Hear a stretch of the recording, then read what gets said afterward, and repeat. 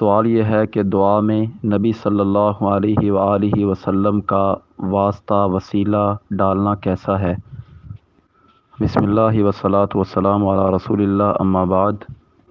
محترم بھائی، کتاب و سنت کی روشنی میں دیکھا جائے تو دعا کے اندر صرف 3 طرح کا وسیلہ ڈالا جا سکتا ہے۔ نمبر 1، اللہ تعالیٰ کے اسماء کا، اس کی صفات کا۔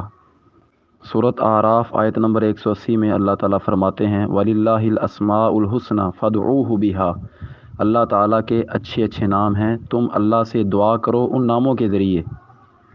قرآن کریم میں اور احادیث صحیحہ میں اس کی بہت زیادہ مثالیں موجود ہیں۔ نمبر 2، اپنے نیک اعمال کا وسیلہ پیش کیا جا سکتا ہے، جیسا کہ غار والا واقعہ ہے صحیح بخاری کے اندر 2272 نمبر پر، کہ جو لوگ غار کے اندر پھنس گئے تھے انہوں نے اپنے نیک اعمال کا واسطہ وسیلہ ڈالا تو اللہ تعالیٰ نے ان کی مشکل کو دور کر دیا۔ تیسری جو واسطے وسیلے کی صورت جائز ہے اور مشروع ہے وہ یہ ہے کہ کسی نیک زندہ آدمی سے دعا کروانا۔ اس کی بھی کئی ایک مثالیں احادیث کے اندر موجود ہیں، صحابہ کرام نے اللہ کے رسول سے دعا کروائی ہے، جیسا کہ صحیح بخاری کی حدیث ہے 1013 کہ وہ بارش والا واقعہ، ایک صحابی نے آ کر دوران جمعہ نبی علیہ الصلوۃ والسلام سے بارش کا کہا اور آپ سے دعا کروائی۔ ان 3 صورتوں کے علاوہ دعا کے اندر کوئی اور واسطہ وسیلہ ڈالنا، کسی نبی کا، کسی ولی کا، کسی کتب کا، کسی ابدال کا یا کسی ملائکہ کا، اس کا نہ تو اللہ کے قرآن سے کوئی ثبوت ہے، نہ ہی کسی صحیح حدیث کے اندر اس کا کوئی ذکر ہے، اور نہ ہی یہ صحابہ کے عمل سے ثابت ہے۔ دیکھیں، دعا ایک عبادت ہے۔ سنن ابی داؤد کی روایت ہے 1479، الدعاء هو العبادہ، دعا عبادت ہے، اور عبادت کا طریقہ وہی اپنایا جائے گا جو قرآن و سنت سے ثابت ہے، اور اسی کے اندر ہی ہماری خیر اور بھلائی ہے۔ اور اس کے بعد اس بات پر بھی غور کریں کہ اللہ تعالیٰ نے قرآن کریم کے اندر کئی ایک انبیاء کرام کی دعاؤں کا ذکر کیا ہے، ان میں سے ایک بھی دعا ایسی نہیں ہے کہ جس کے اندر جو ہے نا کسی کا وسیلہ ڈالا گیا ہو اللہ کے علاوہ، کسی نبی کا، کسی پیغمبر کا، انبیاء کرام نے کوئی کسی فرشتے کا وسیلہ ڈالا ہو۔ اس کے ساتھ ساتھ یہ بھی دیکھا جائے کہ سورۃ البقرہ آیت نمبر 186 کے اندر اللہ تعالیٰ فرماتے ہیں وَإِذَا سَأَلَكَ عِبَادِي عَنِّي فَإِنِّي قَرِيب۔ اے میرے پیغمبر، اگر یہ سوال کریں میرے بندے میرے بارے میں تو ان سے کہہ دے کہ میں قریب ہوں۔ اس کے اندر بھی اس بات کا معنی نکل رہا ہے کہ اللہ سے ڈائریکٹ دعا کرنی چاہیے۔ اسی طرح سورۃ غافر آیت نمبر 60 کے اندر اللہ تعالیٰ فرماتے ہیں وَقَالَ رَبُّكُمُ ادْعُونِي أَسْتَجِبْ لَكُمْ۔ تمہارا رب کہتا ہے کہ تم مجھ سے دعا کرو، میں تمہاری دعا کو قبول کروں گا۔